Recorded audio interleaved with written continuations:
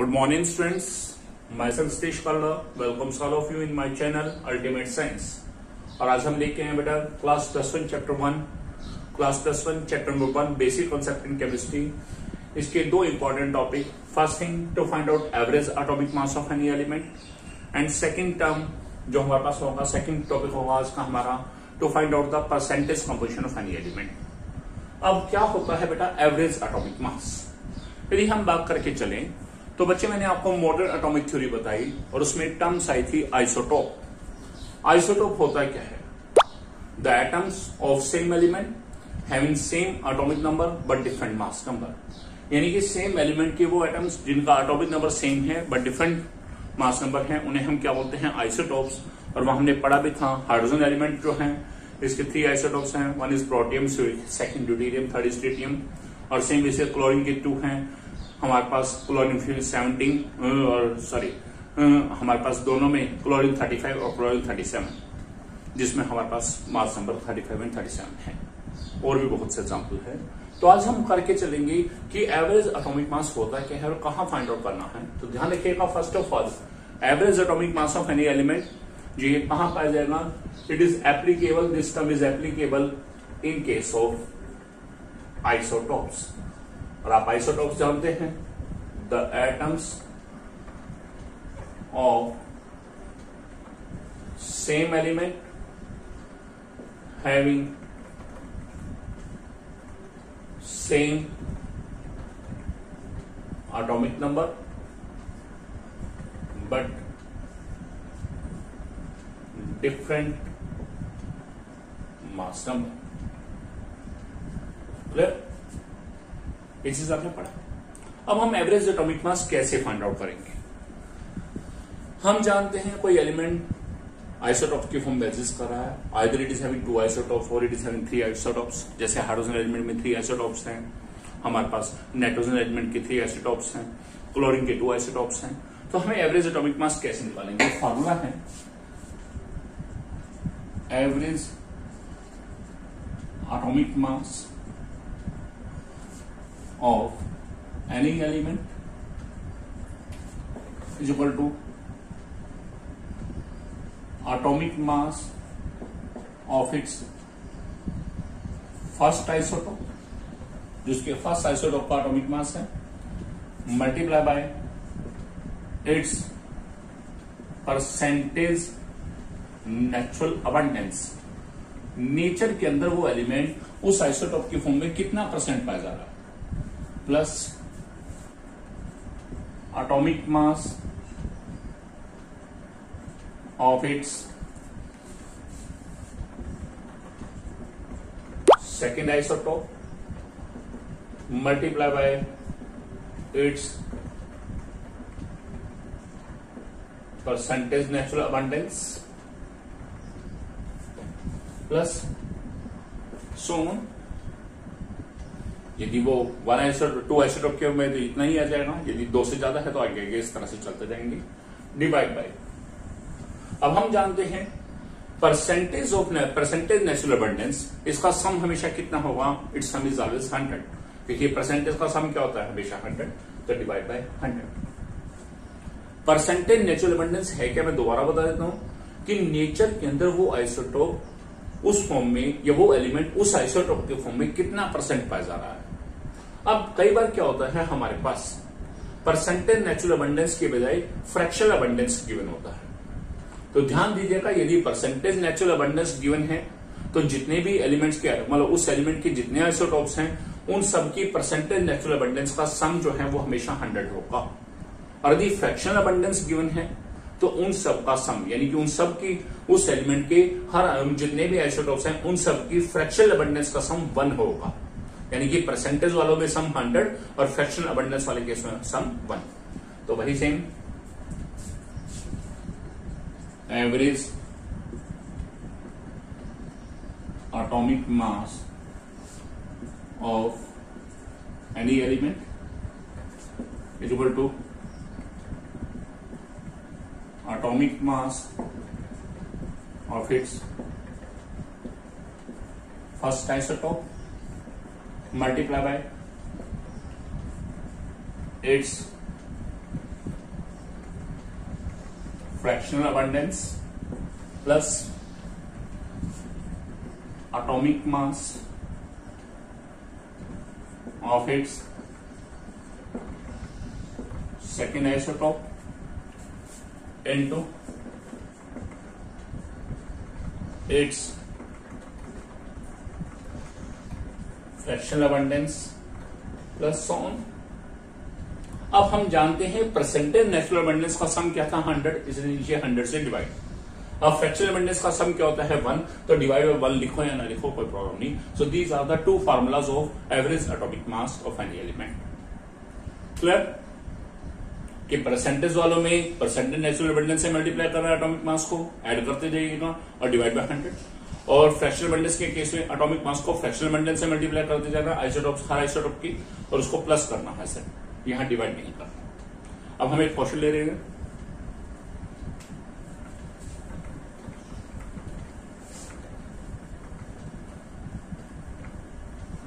देखिए क्वेश्चन बच्चे, सपोज करो we are having a question. Chlorine element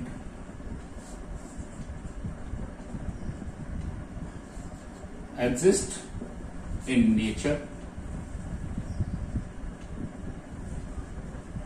in forms of two isotopes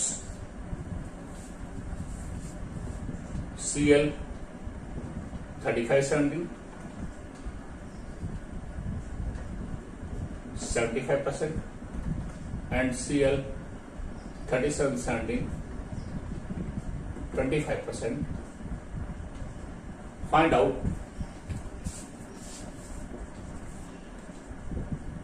average atomic mass of chlorine element.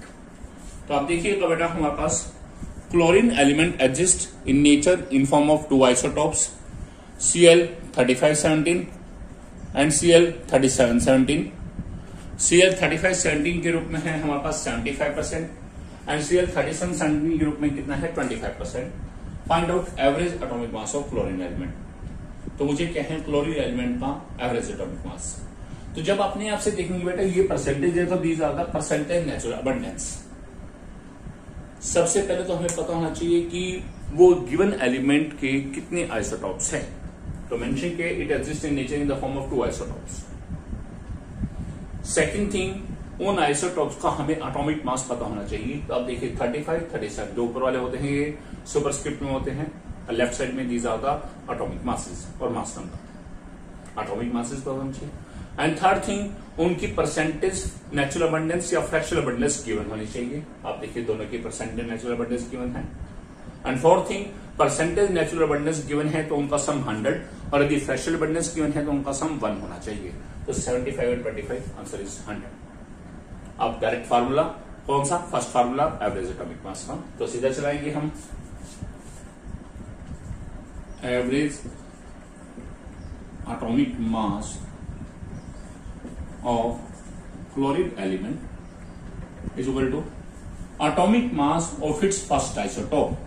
Chlorine है, first isotope का atomic mass कितना है 35 into its percentage natural abundance. Percentage natural abundance कितनी है 75 plus atomic mass of second isotope. Second isotope का atomic mass कितना है 37 और उसकी परसेंटेज नेचुरल अबंडेंस कितनी है 25 डिवाइड बाय इन दोनों का सम कितना है 100. क्योंकि टू आइसोटोप्स थे आगे है ही नहीं. 2625 प्लस 925 अपॉन 100 3550 अपॉन 100 0 से 0 कैंसल. Answer is 35.5. और हम जानते हैं एटॉमिक मास हो या एवरेज एटॉमिक मास हो या मॉलिक्यूलर मास, इन सब का यूनिट क्या होता है AMU. तो this is 35.5 AMU. So average atomic mass of chlorine element कितना है 35.5 AMU. तो जो हम +1 में या लोअर क्लासेस में जब हम क्लोरीन का एटॉमिक मास या मास नंबर याद करते हैं 35.5, तो ये 35.5 इस ढंग से डिराइव हुआ है. क्लियर? कोई डाउट किसी तरह का नहीं? Next topic is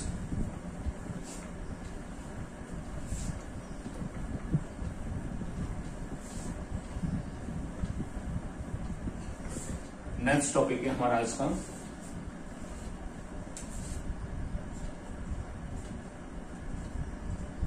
to find out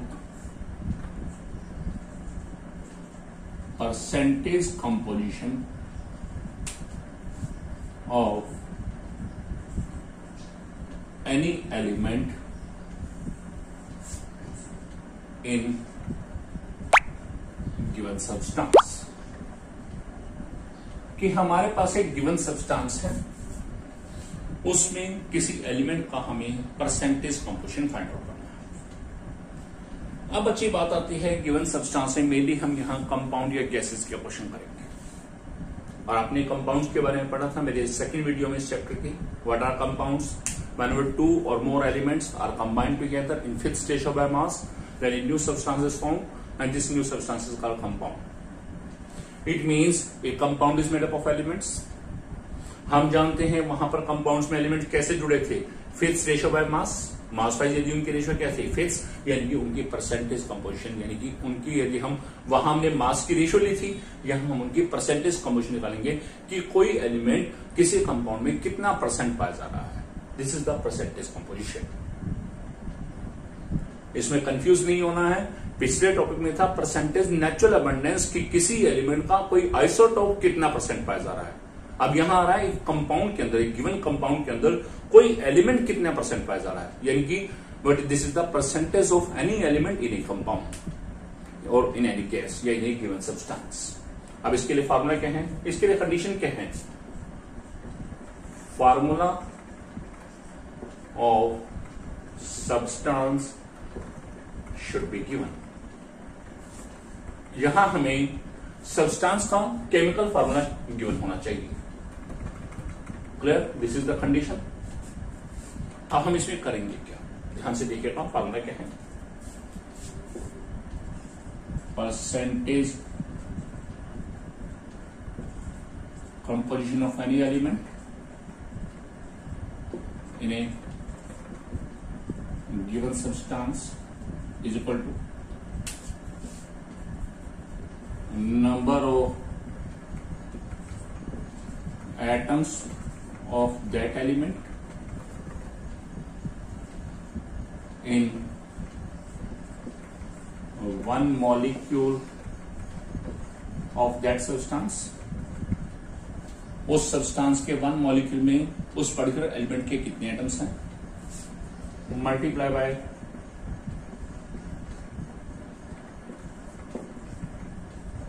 atomic mass of that element, उस एलिमेंट का atomic mass, divide by molecular mass of that substance, उस सब्सटेंस का मॉलिक्यूलर मास से मल्टीप्लाई बाय, क्योंकि हमें क्या फाइंड आउट करना है परसेंटेज, तो multiply by 100। So percentage composition of any element find out करने का फार्मूला क्या है, number of atoms of that element in one molecule of compound, given compound या given substance, multiply by atomic mass of that element, divide by molecular mass of substance, multiply by 100। This is the formula to find out percentage composition of any element in a given substance. Clear, अब हम इसे apply करेंगे एक numerical के द्वारा।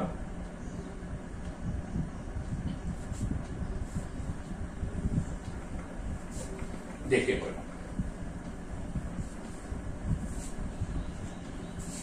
Question है हमारे पास,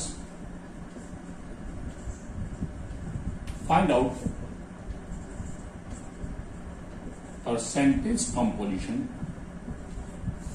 of all the elements present in Fe2O3। Fe2O3 क्या, this is the ferric oxide. Given क्या है,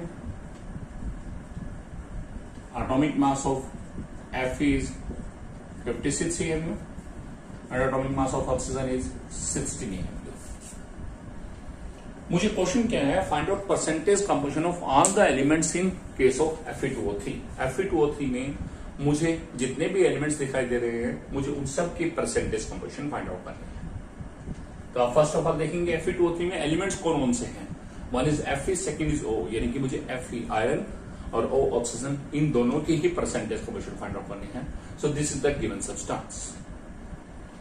इस क्वेश्चन को प्रोसीड करने के लिए सबसे पहले हम क्या करेंगे, गिवन सब्सटेंस जो भी मेंशन है हम उसका फर्स्ट ऑफ ऑल क्या फाइंड आउट करेंगे, मॉलिक्यूलर मास. क्या फाइंड आउट करेंगे, मॉलिक्यूलर मास.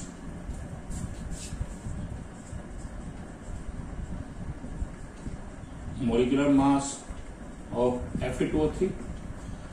अब Fe2O3 में फर्स्ट एलिमेंट Fe, एटम्स कितनी है 2, तो 2 इंटू Fe का एटॉमिक मास कितना मेंशन है 56, plus second element oxygen, atom कितने हैं 3, तो 3 इंटू 16, 112 प्लस 48, आंसर क्या होगा 160 और यूनिट क्या होगा AMU. This is the molecular mass. अब हम शुरू करेंगे percentage composition of first element. First element क्या है Fe इन Fe2O3 ऑब्लिक साइन. पहली चीज क्या है, number of atoms of that element in one molecule of given substance. तो गिवन सब्सटेंस है Fe2O3, सामने की तरफ है 1 यानी कि 1 मॉलिक्यूल. 1 मॉलिक्यूलर सब्सटेंस में उस पर्टिकुलर एलिमेंट के एटम, तो पर्टिकुलर एलिमेंट Fe उसके कितने एटम है 2, तो यहां क्या आएगा 2, यानी कि उस एलिमेंट के कितने एटम है वो लिखा जाएगा, multiply by atomic mass of that element. उस एलिमेंट Fe का एटॉमिक मास कितना है 56, divide by molecular mass of compound. Compound का मॉलिक्यूलर मास कितना है 160 और मल्टीप्लाई बाय 100. अब इसे सोल्व करेंगे, ये 0, 2 पे क्या 8 पे क्या 7 10 70%, यानी कि Fe2O3 में Fe की परसेंटेज कितनी है हमारे पास 70%. अब हम सेम करेंगे percentage oxygen in Fe2O3 second. वैसे केस Fe2O3 में हमारे पास Fe2O3 में ऑक्सीजन एलिमेंट के एटम कितने हैं 3 इंटू ऑक्सीजन का एटॉमिक मास 16, गिवन सब्सटेंस का मॉलिक्यूलर मास 160 मल्टीप्लाई बाय 100, 0 से 0 16 तो 3 टाइम्स 30%.